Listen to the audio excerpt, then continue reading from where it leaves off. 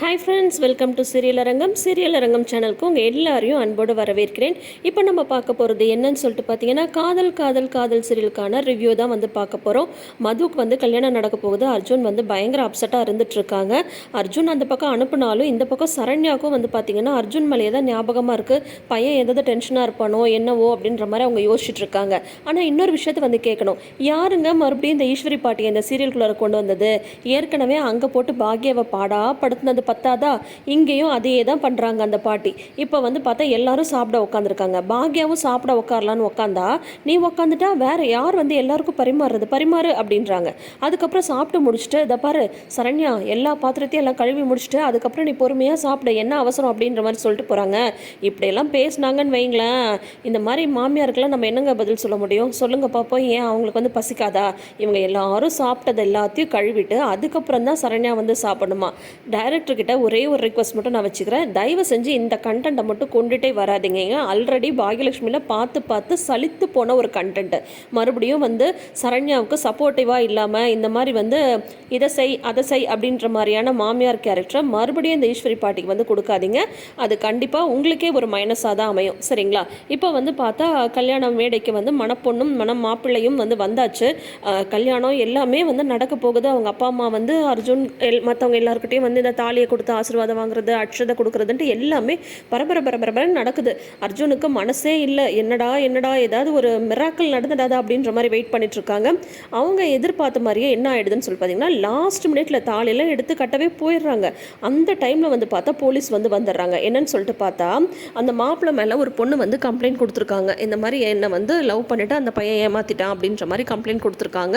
இவர் வந்து இல்லவே இல்லை, அந்த பொண்ணு தான் என்னை வந்து லவ் பண்ணா, நான் வந்து அந்த பொண்ணை வந்து அக்செப்ட் பண்ணிக்கவே இல்லை, இப்போ வந்து இந்த கல்யாணத்தை நிறுத்தணுன்றதுக்காக இப்படி பொய்யான கம்ப்ளைண்ட் கொடுக்குறா அப்படின்ற மாதிரி அந்த ஷாம் வந்து சொல்கிறாங்க. ஆனால் வந்து பார்த்தா போலீஸ் வந்து இல்லை, இவங்க மேலே வந்து கேஸ் வந்து வந்திருக்கு, அதை விசாரிக்காமலாம் வந்து இன்னொரு பொண்ணோட லைஃபை எங்களுக்கு எடுக்க முடியாது, ஸோ இந்த கல்யாணம் நடக்காதுன்னு போலீஸ் வந்து அவரை கூட்டிகிட்டு போயிடுறாங்க. மதுவுக்கு வந்து பயங்கர அப்செட் ஆகிடுது, பயங்கர ஷாக் ஆகிடுறாங்க. இவருக்கு என்னடா நடக்குதுங்க, நடப்பது கனவா நனவா அப்படின்ற மாதிரி அர்ஜுனுக்கு வந்து இருந்துட்டுருக்கு. அவங்க போயிட்டு அந்த ரூமில் உட்காந்து பயங்கரமாக அழுதுட்ருக்காங்க. இவர் வெளியிலேருந்து பார்த்துட்ருக்காங்க. மது வந்து அழுதுட்ருக்காங்க. இந்த விஷயத்த அம்மாட்ட சொல்லியே ஆகணுமே, நமக்கு இப்படி ஒரு மறுபடியும் ஒரு சான்ஸ் கிடைக்கும்னு எதிர்பார்க்கலையே அப்படின்ற மாதிரி அவர் வந்து நினச்சிட்ருக்காரு. கரெக்டாக சரண்யாவுக்கு வந்து கால் பண்ணுறாங்க. நான் இப்போ தான் உன்னை பற்றி நினச்சிட்டு இருந்தேன், மதுக்கோட கல்யாணம் வந்து நல்லபடியாக முடிஞ்சுதா, நீ மதுவுக்கு வந்து வாழ்த்து சொன்னியா, அவளுக்கு கிஃப்ட் கொடுத்துட்டியா அப்படின்லாம் கேட்கும்போது, அம்மா கல்யாணம் நின்றுச்சுமா அப்படின்றாங்க. என்னடா சொல்கிற அப்படின்ட்டு சரண்யா வந்து கேட்குறாங்க. அம்மா நிஜமாக அதம்மா சொல்கிறேன், நிஜமாவே கல்யாணம் வந்து நின்றுச்சு அப்படின்னு சொல்லிட்டு நடந்ததெல்லாம் வந்து சொல்கிறாங்க. இந்த மாதிரி நடக்கும் நான் எதிர்பார்க்கவே இல்லைம்மா அப்படின்னதும், சாச்சா ஒரு பொண்ணு மனவரை வரைக்கும் வந்துட்டு கல்யாணம் நின்று போச்சுன்னா அவள் மனசு எவ்வளோ உடஞ்சி போயிருக்கும் தெரியுமா, நீ ஒன்று பண்ண, மதுவை பார்த்துட்டு ஒரு ஆறுதலாக ஒரு 4 வார்த்தை பேசிட்டு வா அப்படின்னு சொல்லிட்டு சரண்யா வந்து சொல்கிறாங்க. ஆனால் இவரா அங்கே வந்து மண்டபத்தில் யாருமே இல்லை, எல்லாரும் போயிடுறாங்க. ரூமில் வந்து அந்த மது வந்து அழுதுட்ருக்காங்கன்னு சொல்லிட்டு எல்லாரும் சமாதானப்படுத்திட்டு இருக்காங்க. இவர் வந்து அந்த மனவரை கிட்ட நின்றுட்டு குத்தாட்டம் போட்டுட்ருக்காரு. ஆஹா அப்படின்ற மாதிரி ஒரு பேக்ரவுண்ட் சாங் வேறு டான்ஸ் பண்ணிட்டுருக்காரு. அதோட மட்டும் நிப்பாட்டாமல் அன்றைக்கி நைட்டு வந்து அவங்க ஃப்ரெண்ட்ஸ் எல்லாரும் இவரை வச்சு கிண்டலாக பாட்டு பாடினாங்கல்ல, அவங்க எல்லாருக்கும் பார்ட்டி கொடுக்குறாரு இவர். அதை வேற ஒரு ஃப்ரெண்டு வந்து வீடியோ எடுத்து கூட ஒர்க் பண்ணுற ஒரு கொலீக்கு வேறு அனுப்பிச்சிடுறாங்க. அந்த பொண்ணு வந்து பார்த்தா அடுத்த நாள் வந்து மது கிட்ட வந்து காட்டுறாங்க. மது ஆல்ரெடி அப்செட்டாக இருக்காங்க. ஆனால் அவங்க கிட்ட கொண்டு வந்து காட்டிடுறாங்க, இந்த மாதிரி பாருங்கள் நேற்று உங்கள் கல்யாணம் நின்று போச்சுன்னு சொல்லிட்டு அர்ஜுன் வந்து எல்லாருக்கும் பார்ட்டி கொடுத்துருக்காங்க அப்படின்ட்டு. மது வந்து பயங்கர கடுப்பாயிடுறாங்க.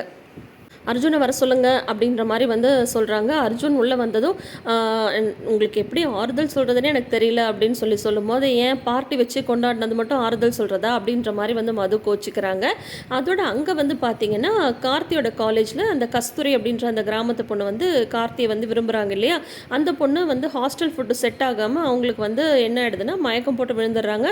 உடனே வந்து கார்த்தி தான் ஹெல்ப் பண்ணுறாங்க.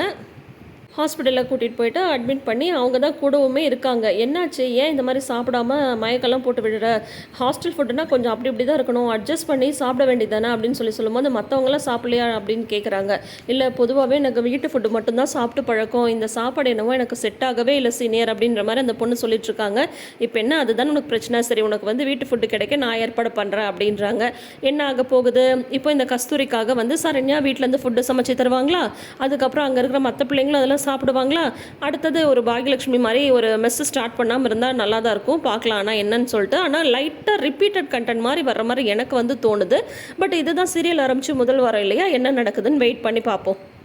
ஸோ காதல் காதல் காதல் சீரியலில் இன்றைக்கி இதுதான் நடந்திருக்கு. உங்களுக்கு இந்த வீடியோ பிடிச்சிருந்தா வீடியோக்கு ஒரு லைக் பண்ணுங்கள். நம்ம சேனல் பிடிச்சிருந்தா சேனலை மறக்காமல் சப்ஸ்கிரைப் பண்ணிக்கோங்க. இந்த சீரியல் அரங்கத்தை நிறைந்த அரங்கமாக மாற்றுங்க. தேங்க்யூ.